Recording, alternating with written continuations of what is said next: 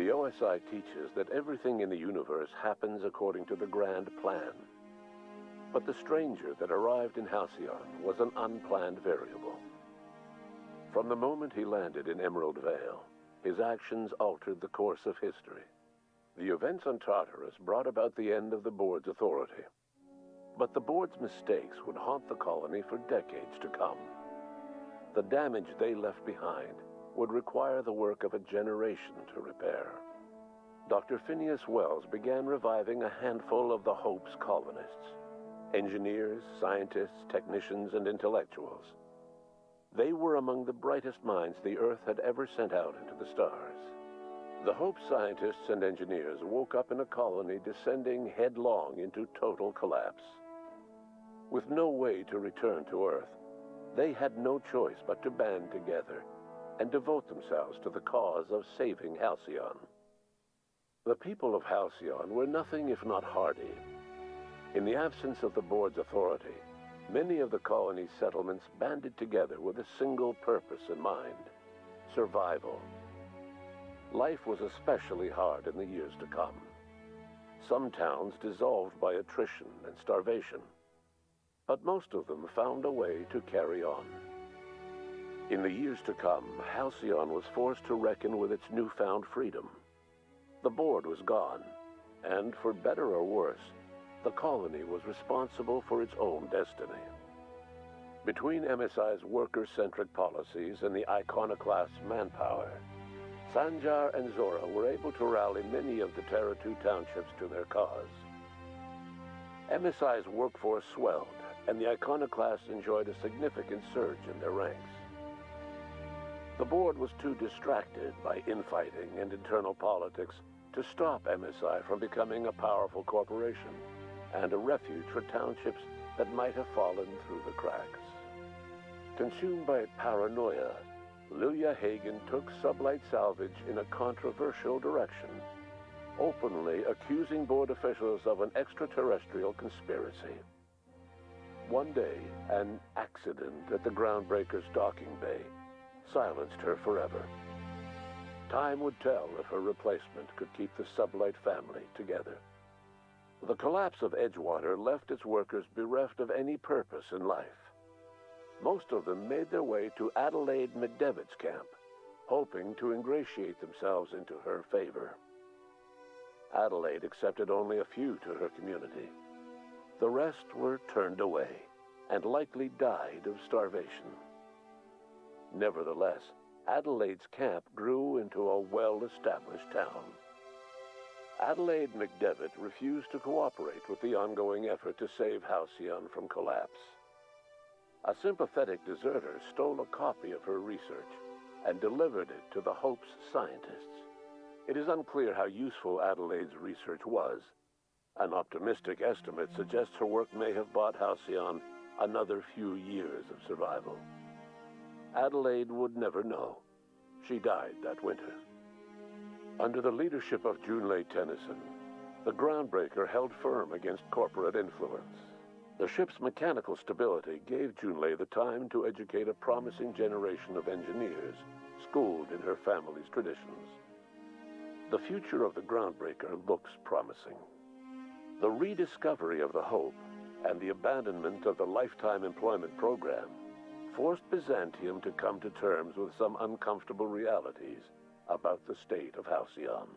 While Byzantines were reluctant to surrender the luxuries they'd grown accustomed to, the board's diminished authority gave them little choice in the matter. Nearly everyone had to learn to make do with less. Some even had to get jobs. It was a dark time indeed. Your influence shifted Ellie's perspective.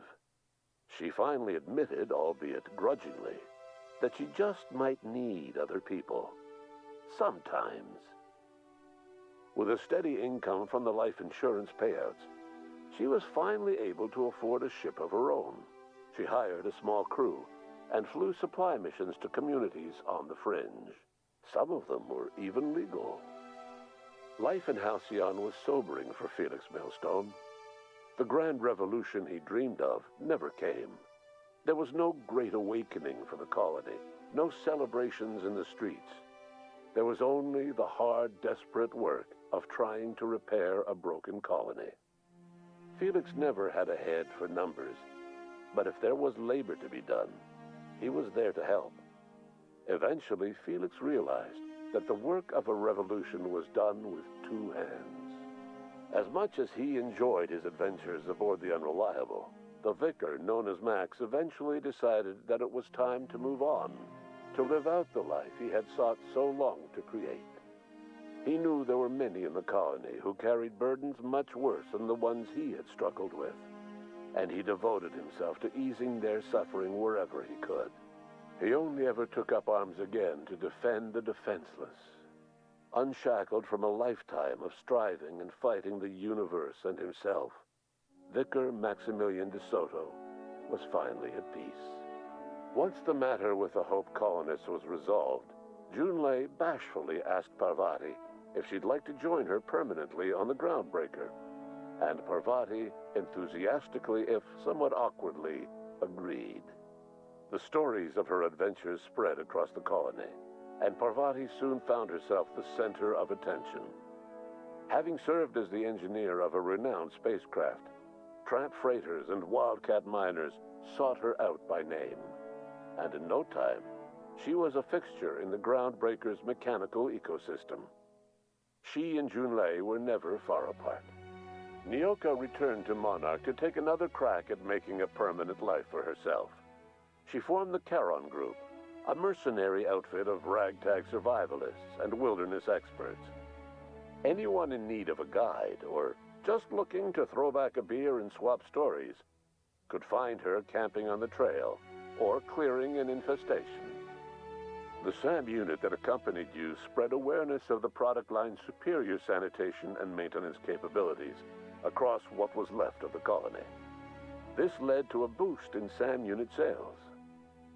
Did you know that SAM units are the longest-lasting, toughest-acting cleaning solution in Halcyon? Minister Clark was released from house arrest, and his contact with you gave him a sense of renewed purpose and vigor. Once it became clear that no help would be coming from Earth, he threw his considerable efforts and talents into helping Halcyon manage the crisis before it. It was widely suspected that Sophia Akande was the true power behind Chairman Rockwell. However, after the riots on Tartarus, she was never again seen in the colony. Various theories circulated as to her fate. Some believed she boarded an interstellar ship capable of journeying to a distant colony.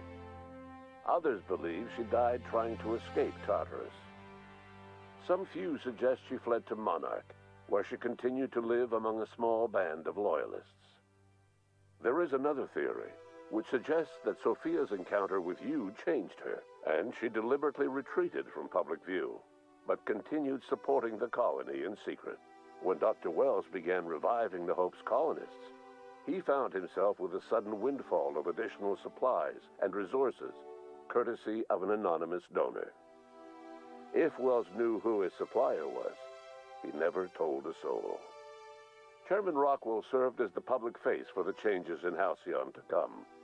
Whenever you needed strings pulled or a voice to sell a policy change, Rockwell was only too happy to oblige. As for Dr. Phineas Wells, he spent his remaining years in his orbital lab. He eventually came to terms with his own past and was able to forgive the mistakes of his younger self by devoting his remaining years to serving the colony.